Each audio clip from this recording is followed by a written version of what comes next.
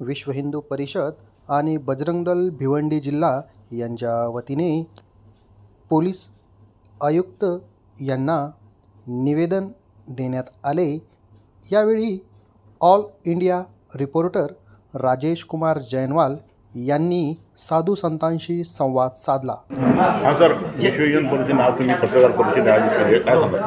आजची ही पत्रकार परिषद घेण्याचं कारण आहे की अलीकडच्या काळामध्ये आमच्या हिंदूंच्या वरती, हिंदू सणांच्या वरती आणि जे विसर्जनाचे जे कार्यक्रम आहेत याच्यावरती विचित्र प्रकारे हे सर्व घडत आहे।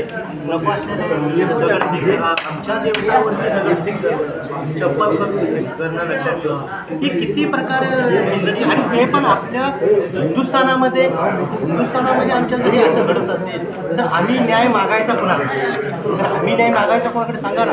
त्याकरता आपल्याला की आता येणारी जी नवरात्र आहे त्या नवरात्रीमध्ये हे जे कार्यक्रम आमचे जे होणार आहे त्याच्यावर प्रशासनानं आणि तिकडल्या काही अधिकाऱ्यांनी व्यवस्थापने ड्रोनच्या माध्यमातून लोकांना कळलं पाहिजे, तुम्हाला कळलं पाहिजे की ड्रोनच्या माध्यमातून तुम्ही निरीक्षण करा की खऱ्या पद्धतीनं कोण तिथं कारणीभूत आहे, त्याला पकडून तुम्ही त्याला ताबडतोब तुम्ही शिक्षा करावं। आणि असे ज्या विकृत पद्धतीचे जे लोक आहेत, आम्हाला मुसलमानांच्या ह्याच्याबद्दल विरोध नाही आहे, पण जे विकृतीचे जे लोक आहेत त्या विकृतीच्या लोकांना त्यांच्या विकृतीला विरोध आहे। बोला तुम्ही अजून काय विचारायचं असेल तर विचारू। तुम्ही आता निवेदन दिले, पोलिसांना तुम्ही निवेदन दिले आणि ते निवेदन प्रमाणे जर काम झालं तुमचं पुढचं पाऊल काय? या पद्धतीनं आम्ही CP साहेबांना आमच्या जे काही आहेत मागण्या ते त्या संदर्भामध्ये आम्ही निवेदन दिलेलं आहे आणि त्यांनी पण आम्हाला आश्वासित केलेलं आहे की आम्ही ते निवेदनाच्या पद्धतीनं कारवाई करू।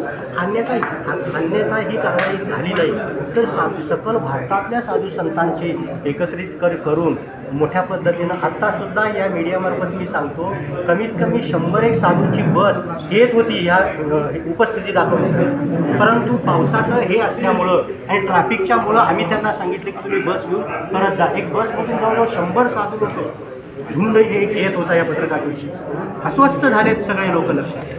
तर त्याकरता प्रशासनाने याची दखल घ्यावी, पुढं काहीतरी विचित्र काय घडण्यापेक्षा की याच्यावरती नियंत्रण ठेवून आमच्या हिंदू सणांच्या वरती सुरक्षितपणे आम्हाला सुरक्षा द्यावी। आमचे जे कार्यकर्ते लोक आहेत त्यांना तुम्ही सुरक्षा द्या, एवढीच मी प्रशासनाला विनंती करतो।